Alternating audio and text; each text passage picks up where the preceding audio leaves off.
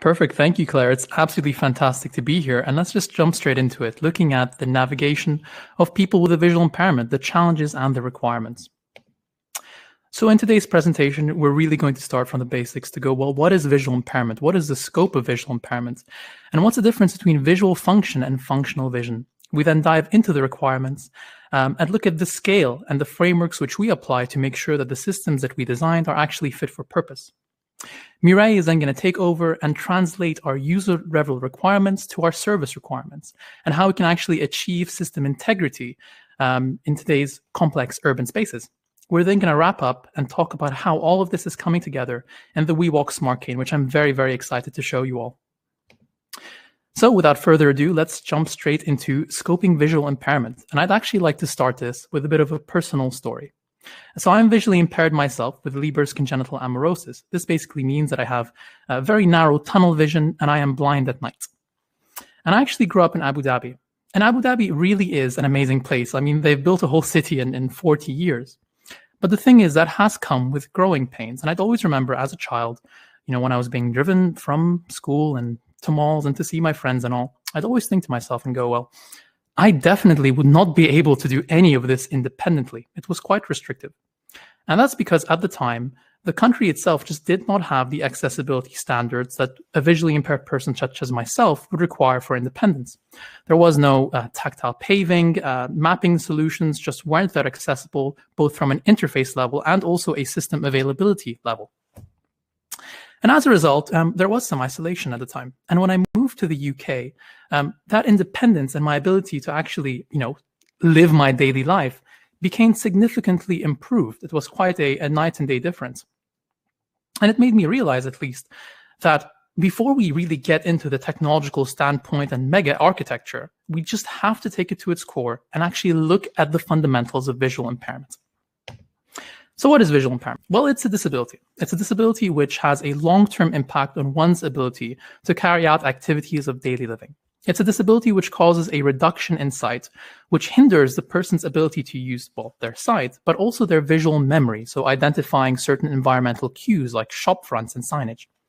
And as a result, as an inevitable result even, visually impaired people are just more susceptible to hazard when carrying out mobility activities. And it's not just me, it's 253 million visually impaired people worldwide. And it's a population which is continuously growing. I mean, in the UK, there are 2 million visually impaired at the moment, and that's going to double to 4 million visually impaired people by 2050 because of visual impairment and its prevalence in older age groups and a growing population. And well, frankly, the technology available for the visually impaired community just really isn't up there from both a user and service perspective. And as a result, there tends to be a lot of societal segregation. I mean, 1 in 4 visually impaired people are in employment and 1 in 10 blind people are in employment. Those are pretty low numbers. I mean, it's a fact that has a long-term knock-on impact to our economy. I mean, based on some research conducted by the RNIB and Deloitte, the yearly cost of visual impairment is £28 billion. That's just to provide the tools and to provide the care needed to get someone that's visually impaired to basically integrate into society. And that's huge. And so before we begin to tackle the topic of requirements, we have to establish this fundamental understanding of what is visual impairment from the biological level. And it's only with this systematic approach that we can really start to target and solve a lot of the visually impaired community's issues. So after, this systematic approach first includes that biological review, but then we also have to look at gaps in the literature, looking at how engineering currently considers visual impairment and comparing and contrasting this to medical research to find out, where they can both complement each other. What you end up finding is, on the engineering side, a lot of the finer details of visual impairment, such as visual function, which I'll get onto later, tend to be missed out. And in the medical research, you tend to find some amazing work done into the eye, but just not enough work done into how architecture and the surrounding urban environment can help visually impaired people. So we have to marry those two worlds to begin with. We then dive into devising our own experimentation. Because this is such a niche field, we need to take it back to its fundamentals and go, okay, how do we define experiments that are actually, validatable and actually cater to these requirements? And how do we then iterate on them to deliver a system which is fit for purpose? And that's where we get the last 2 points, which is building a system based on these fundamental requirements. So visual function and functional vision. Very confusingly named, but they are very, very different things. And at their very core, it's about defining observable and measurable parameters that are critical. And here's the process of visual function and functional vision. So at the very core, we have the human biology. We have what the actual organ can process, from the optic nerve to the retina itself to the brain. What can the person actually see? And this is termed as visual function. Here, we can have medical intervention, but this is not really where navigation comes into play. What we need to do from a navigational perspective is look at visual function and understand it, but we can't really intervene. We then move on with the provision of aids and tools that a visually impaired person might use onto functional vision. And this basically is what the person does with their vision, what capacity they have to live their daily life. And this is really where navigational systems come in. So in summary, we must have an understanding of visual function. Nope, I'm not quite sure why my slide doubled there. We must have an understanding of visual function and appreciate what the person can see from a physiological and a psychological perspective. But we must also consider visual functional vision, where we look into what they can actually do with that vision, how they access goods and services in urban environments. So going back to visual function, well, what are the parameters of sight from the very base? We first have contrast sensitivity and color vision, which are quite self-explanatory. It's the ability of a visually impaired person to distinguish surfaces of different color and different contrast. And this is quite well understood. If we look at British Standard 8300, for instance, there are provisions for something called LRV, light refractance values, to show what an ideal environment will have in terms of contrast for someone that is visually impaired. We then have the visual field, which is the space in which a person can identify visual stimuli. This is split up into central vision, which is the inner 30 degrees of vision, often used for reading and what you're looking at directly in front of you, and peripheral vision, which are points that lie outside central vision. They can extend up to 100 degrees temporally. And again, there's huge variation here because some people might have different variations in their monocular visual field, so the visual field in each eye. Some people might have fantastic peripheral vision and no central vision. Some might have fantastic central vision and no peripheral vision, such as myself. So it's very variable, just as contrast sensitivity and color vision. We finally have visual acuity. And this is probably one of the most understood and most widely used parameters of sight. This is the person's ability to differentiate 2 points as being separate. So how blurry something is in its simplest form. And the beauty of this is these can all be measured. We can actually quantify this from medical research. So we can use a Peli-Robson graph. It's, again, a very old and well-known chart to identify a person's ability to identify letters of different contrast. And this translates well to their actual mobility in real life. We can use a Snellen chart for visual acuity. I'm sure everyone watching this must have undergone one of these exams before. And we have some amazing medical tools and devices which can measure things like the visual field, such as Optimus perimetry. So we can put numbers to all of these things. But then we move on to functional vision, which is slightly more abstract and a lot more difficult to measure. And that makes it a bit challenging for us as navigation and civil engineers, because this is where we take visual function and we quantify it into how a person actually behaves on a day-to-day basis. And whilst there have been these parameters in literature, which I'll go through in a bit, there still remains some contention as to what really is representative of a person's functional vision. So we can use something called preferred walking speed, which is the person's optimal walking speed in any given environment, and then percentage preferred walking speed, which is the person's reduction in walking speed based on an suboptimal environment. We can also look at confidence and other psychological factors. There exists a wealth of papers out there that look at the psychological impacts and how we measure them in visually impaired people. And we can also look at things like orientation errors and path inefficiencies. So loads of ways to measure functional vision. But as I said, there still remains some contention. And I think this is a perfect case study of that. So I myself have the RPE65 gene mutation of LCA. And currently, in the whole wide world, there are 2 medical solutions that promise to not cure this, but to alleviate some of the stresses of LCA. So bear in mind, these are cutting edge and the only 2 solutions out there. And they both use mobility as a key indicator of success. The Spark Therapeutic Luxturna mobility testing uses something called the MLMT, the Multi-Luminance Mobility Mat, where they look at how a visually impaired person navigates on a map with instructions. Now, the second competing study run by Mireille GTX uses the Pamela facility in a completely different environmental setup and a completely different experimental methodology. So here we have essentially two of the only competing treatments out there using, frankly, incomparable methods of testing functional vision, which just comes to show sort of how unexplored this field is. And so it goes far beyond that, and this adds to the complexity. So functional vision is far more than just walking speed in a given environment or how much a person deviates from the optimal path. In fact, it's about employment, it's about transport ridership, it's about access to family and friends and the overall quality of life, and that becomes a lot more difficult to measure.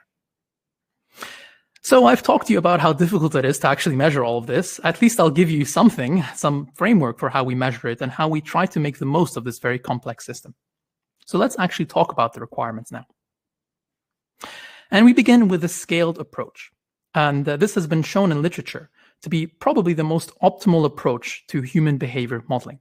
We start with the microscopic level, where we look at the individual by themselves in their own separate bubble. We go, okay, what is your visual function? How much can you see as a person? What are your psychological traits? And what is your own self-awareness? We then look at the macroscopic picture. We look at the environment. We look at the surroundings of that individual, the signage, the crowds, and everything that comes with a larger scale approach. But the most effective approach is when we look at things mesoscopically, where we look at individual X and environment Y and derive the unique characteristics that actually come out from looking at a system in this way. And so let's look at an actual example. Let's take an individual with LCA with poor dim light vision and poor peripheral vision. I'm kind of describing myself here, so I'm not very imaginative, as you can see. But let's look at the microscopic level, that individual person. If we look at the individual level on the very left, and we look at the physiological part, we see visual function. The organ level, how much can that individual see? We then also look at other impairments. For instance, those with cerebral palsy might also present visual impairments, but their mobility will not be limited just by their visual function, but also by their other mobility impairments that come along with that. So that's another consideration for us. We can then move along to look at the psychological requirements. And we see there's actually a difference between the short-term cognitive state and the long-term cognitive state. We found in literature that the visually impaired person actually regulates their walking speed based on their confidence in a given environment rather than their actual visual function. So visual function only has an indirect impact on mobility. So we have to then look at that individual in situ in that environment to go, how confident are you at that moment, and how do we measure that, and how does our system improve that?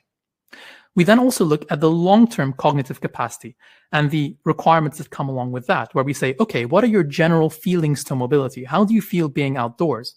This is essentially a systematic scalar which we can apply. We can then look at things more macroscopically. We can introduce the concept of crowd dynamics, and we can see, okay, now that you're in a realistic environment, how do you, from a physiological perspective, use your visual function to interact with others around you? And then from a more psychological perspective, how do you then, behave? How are you self-aware? Because it's much more than just how can you see the crowd around you. There are loads of feelings associated with this. But then how do we translate these to the design of a navigation system as we're attempting to do today? Well, let's take that same person with poor dim light vision and introduce them. So we can measure their PWS, which is their optimal walking speed in the best environment possible. Again, the literature specifies many different ways in which we can measure this. We can either provide them with a sighted companion in a familiar environment, or we can give them an environment with a straight line with no obstacles to see what their best walking speed is. We can then, given our understanding of their visual function and the fact that they struggle the most in dim light environments, introduce a dim light environment with a reduced familiarity, and we can measure their PPWS, their percentage preferred walking speed, to find the difference, to see, okay, this is how much performance we have lost. We can then introduce and iterate our navigation system to see how different changes actually amount to changes in PPWS and the user's own confidence. So now we can iterate and build. And the aim of our navigation system, therefore, will be to bring that PPWS figure as close to the PWS optimal walking speed as possible. And what we've achieved here then is by taking our understanding of visual function and the environments in which the user might struggle the most, We can actually devise a system that plays to these weaknesses and tries to fill in the gaps in the person's vision, thus delivering a system that maximizes functional vision, which I think is really cool and really exciting. It's about delivering that unique experience. But we cannot do this simply from user requirements. We must also consider the system's technical capacity. So on to you, Mireille. Thank you, Jean-Marc, for this interesting first part of the presentation. So by now, we have established that the aim of the VIP navigation tool is indeed to account for the VIP functional vision requirements and to optimize them. Ideally, we want to do that in all modes of operational environments and seamlessly. Now, let's look at the relationship between the user requirements and the system engineering requirements. To do that, we will be using hazard analysis methods in order to analyze risks in complex environments. Then we will identify and quantify the RMPs of the parameters that Jean-Marc has just mentioned. So what are these RMPs? We know that we have 4. The first one is accuracy, and that is the deviation from the truth. The second is the integrity, and that's the measure of trust in sensors information. Then we have continuity, which is the probability of unscheduled loss of operation. And if we have all 3, we can say that the system is available or it has what we call operational economy. We also saw previously with Jean-Marc that the way to capture the requirements is through the understanding and optimization of what we call the functional vision. Now, to do that, we need to quantify this functional vision. How do we do that? Through the quantification of its matrix of parameters. Once we have these, we now derive what we call system requirements in terms of the RMP parameters. And here we use a mixture of operational error analysis and hazard analysis. For example, to get position accuracy, we use functional vision parameters such as the preferred walking speed or the minimum acceptable error for collision avoidance. Then we compute the respective errors in positioning, which we call sigma p, and we choose the most stringent error to be our accuracy measure. Same thing goes for integrity, which is a function of the position accuracy, but this time through the alert limit. For those who don't know what the alert limit is the limit at which the service becomes not only lacking accuracy, but also posing hazards to users, as reflected by what we call the integrity risk. So this integrity risk is also a function of other parameters such as the TTA and the PL. The TTA is the time to alert. So this is how quickly an alarm can be issued. And the PL is our best estimate of the position error. Okay, so by now we've established that the RMPs are a function of the functional vision. And this quantification is very much a work in progress for all of us at Imperial College and at Astra-Terra and with Jean-Marc. Of course, because we are dealing with the mission critical application, we expect these RMPs to be more stringent. To give you an example, if we look at this graph, for example, this is the government requirements for an autonomous vehicle. So the accuracy requirement, if you see it on the graph, is just slightly higher than 10 centimeters, while the integrity requirement is below 10⁻⁷. So let's imagine what it would be like for a VIP or a blind person who's totally reliant on this application for their safety and even their survival in the middle of a pedestrian network. Now, to achieve this level of accuracy, we will be using GNSS carrier phase. We have to. And then to deliver also the required level of integrity, we must use carrier phase RAIM. Because of the mission criticality here, the next question is to ask ourselves, are these RMP enough, or do we need to think about resilience? Okay, so this graph is a bit complex, but we try in here to explain the proposed functional architecture of the system. So we started with 4 main functions. The first one is sensing and communication. The second is situational awareness. The third is decision and planning. And at the bottom, you can see something called device control or the operating system. Now, if we start from the top left, the orange bit, we see that we need a macro level sensing function. We also need some prior information to do that, such as building structure models. We need pre-existing maps. We need also environmental factors such as weather forecasts, road network closures or diversions, any barriers that could actually arise along the way. These, along with our sensing and localization controls, and ideally an ultra low latency communication and a super secure one will provide us with the required situational awareness to produce what we call an environmental model at the macro scale. From there, the system can produce our route planner or mission planner at the strategic level. And then from the strategic level, we can move to the tactical or the operational level. At the operational level decision making, so here we could have got what we call meso or micro scale environmental model. So this is really more granular level here. For example, we will be dealing with the parameters that Jean-Marc has talked about. So here we'll be looking at the preferred walking speed, percentage of collision, we'll be like characterizing surfaces and doing surface estimation. All the above need to be highly synchronized in time and coordinated at the sub-functional level through the means of what we call the device control or the operating system. Needless to say that due to the complexity of the system, we will have also many reiterative loops in the various functions.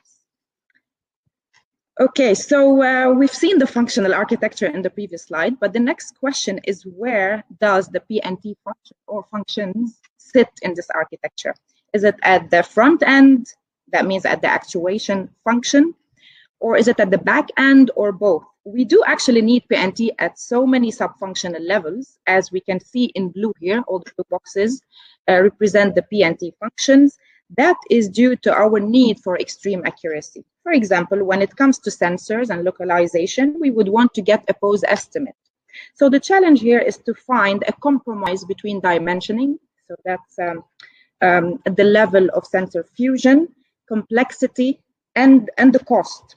Because PNT is indeed needed at the back end and at the front end. So basically where the movement control level is.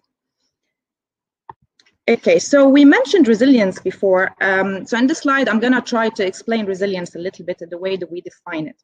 So resilience is a function of many parameters. The first one is original steady state, the disruptive phase, the recovery phase, and the depth of disruption and a new steady state. So if we look at the graph, let's assume we have a system that is originally functioning very well. So we call this functioning at the original steady state. Then something happens and disrupts the system. So we enter what we call the disruptive phase, and hopefully after some time it starts recovering. Now here we enter the new steady state, and here we have different scenarios. We can have it to be equal to the original steady state, worse or better. Now the aim is to minimize delta T and DOD, and that's because DOD and delta T, they're all functions of the four parameters we talked about before, or the RMPs, accuracy, integrity, continuity, and availability. So the question is, how do we achieve resilience, and at which stage is resilience needed? So because we believe resilience is such an important requirement for trust, our aim is to apply the concept of resilience across the whole systems platform. This leads us to the work program in this diagram. So as we said, the first thing is for us to link the user requirements to the system requirements. Then we will be studying the system vulnerabilities and failures by analyzing all these failures and looking at mitigation techniques. To do so, we will look at GNSS resilience from various perspectives, for example, receiver faults, things like multipass, data corruption, noise, clock problems, satellite measurement and data problems like IONO, Tropo, etc. The network correction, generation, and transmission problems. These could be things like delays, outages, data corruption. And then we have to look at interference. So that's spoofing and jamming. After that, we will be studying vulnerabilities and interference for non-GNSS signals, whatever they are, 5G, Bluetooth, radar, etc. Then we study the resilience for map-derived data. So for example, like map matching problems and maybe other sensors such as LiDAR. After that, we can say that we can specify a resilient PNT architecture and that we hope to be able to provide evidence-based policymaker advice. Now, talking about the importance of resilience for trust in the system lead us to the important role of integrity monitoring. So we know integrity monitoring is this parameter that is directly related to mission criticality. And the main parameters that we talked about before, the alert limit, integrity risk, time to alert, and protection level, are depicted in this picture somehow. Okay, so the reason why the user specifies integrity risk, which is the risk they are willing to accommodate, is to conduct something called failure detection and exclusion techniques. And these techniques should be applied to both GNSS and non-GNSS technology measurements. So in the slide, I'll try to explain the basic integrity monitoring architecture. So let's see what it's like. If we apply this to GNSS, for example, we know we have various types of measurements, such as carrier phase or pseudo range, and we can get their corresponding errors. And we know that errors can be blunders or systematic errors that can be modeled, or the stochastic errors like receiver noise. Now, these measurements are first cleaned from obvious blunders and modeled by using systematic error modeling. Then these measurements are used to help us get what we call the observation equation. So what is the observation equation? It's the equation that links these measurements to the required parameters for positioning, basically X, Y, Z, T. To do so, we need a positioning algorithms that have a functional model of linearization, because we know that this is not a linear equation, and an optimizer such as least square or Kalman filter. This will lead us to the position and its associated uncertainty through the covariance and the residuals. So the residuals really are how the measurements do contribute to the solution. Through, of course, this AX minus B equal V. Therefore, if we have an unacceptable error, for example, in the measurement, it should show up in the residuals. Now we take this position and the uncertainty and the residuals into what we call the integrity monitoring function. Here we need to formulate what we call a test statistic using the residuals. And because of the properties of the residuals, they are Gaussian, assuming they are Gaussian, we use the sum of the squares of residuals, also known as the sum of square error, SSE. Now we need to compare a threshold of the test statistic from the user-defined integrity requirement, e.g. probability of misdetection. Now this FDE box, here, compares the test statistic SSE to the threshold to determine failure or no failure. This function works together with the computation of what we call the protection level, which is, we said, is an estimate of our position error to determine whether the navigation system is to be used or not, depending on the alert limit. Okay, so now we talked about the assumption that our residual distribution is normal or Gaussian, but we know that in reality, most of the times it's not. It's not the case due to the variability in the collected measurements in complex environments such as cities.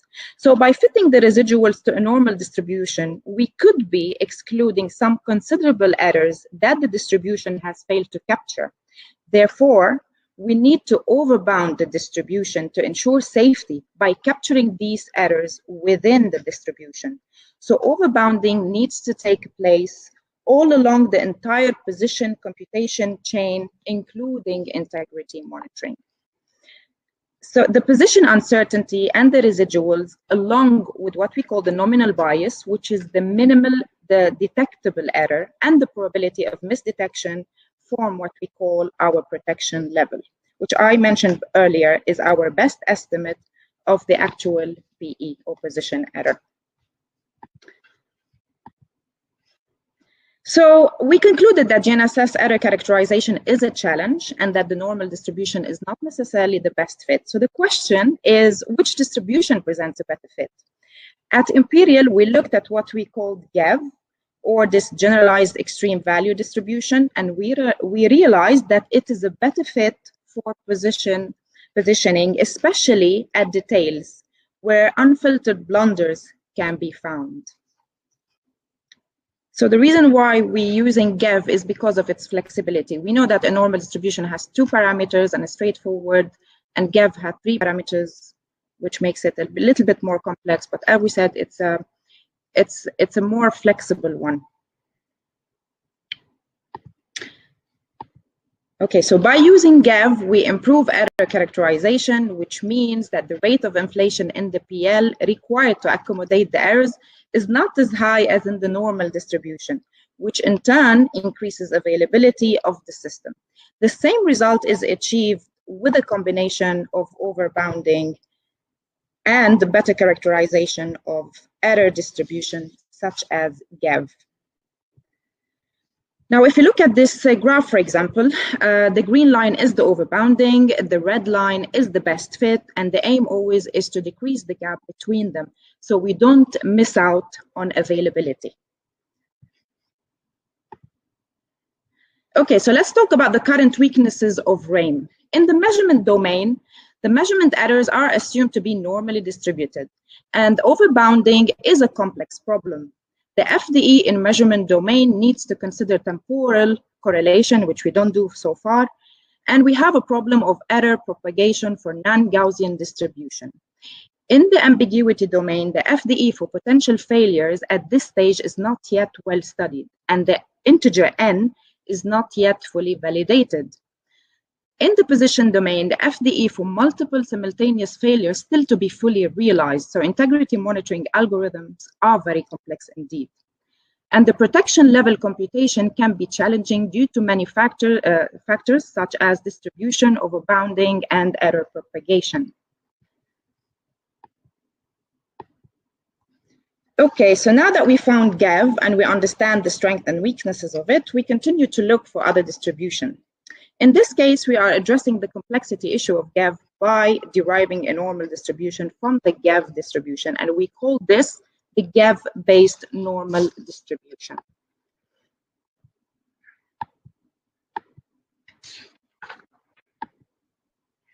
Okay, so despite all the successes so far, we still seek better overbounding techniques. And the reason for this is even though we have developed better fitting distribution, there's still a likelihood that some of these unacceptable errors are not covered by the distribution or the newly found distribution, let's say, at the required level of integrity risks. Here we are doing this. So the first one is to look for other distributions, such as a combination of a T distribution with GAV with normal, where, for example, T distribution is a better fit at the body, while GAV is a better fit at the tails, and we have the normal distribution that we all like to work with because it's the simplest.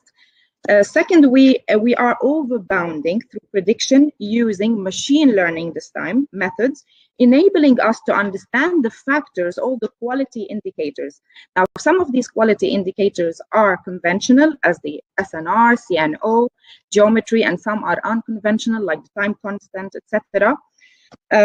That influence the measurement errors. Now, with this information, we then understand fully both the distribution and the overbounding, which is the holy grail of integrity monitoring.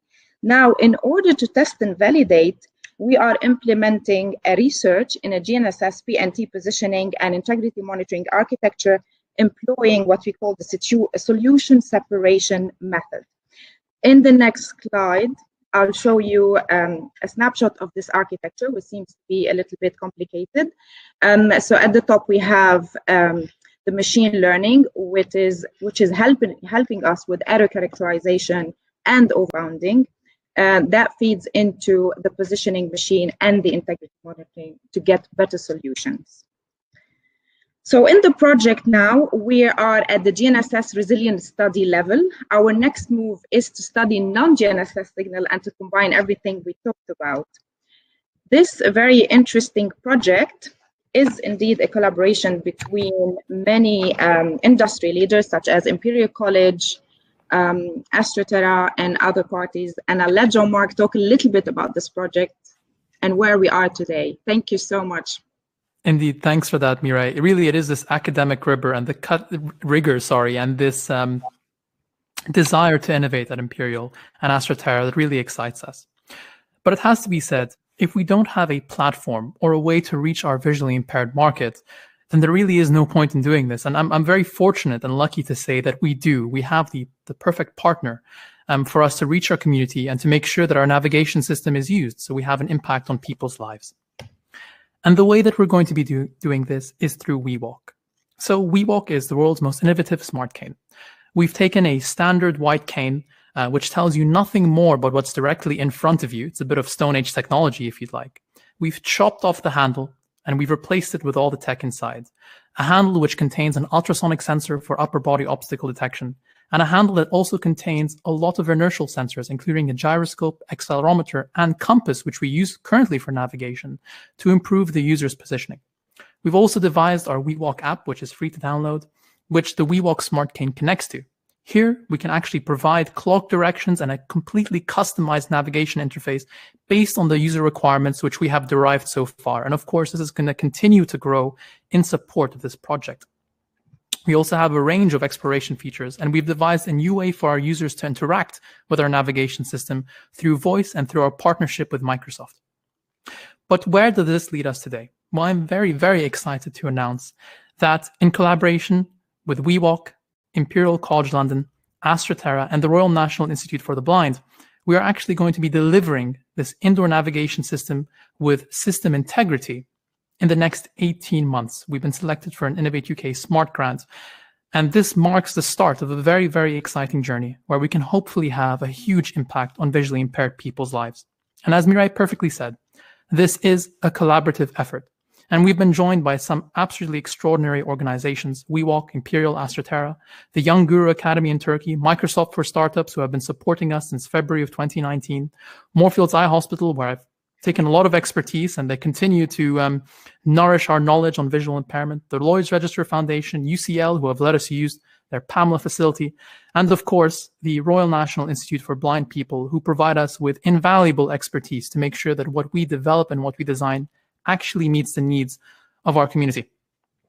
And so that marks the end of our webinar. It's been an absolute pleasure for us to speak to you and to hopefully enlighten you into the navigation challenges faced by visually impaired people. All I can say is please contact us. We'd love to take questions now, and we'd love to hear any of your collaborative thoughts or opportunities. Thank you very much. Thank you, Jean-Marc. Thank you, Claire, so much for this opportunity.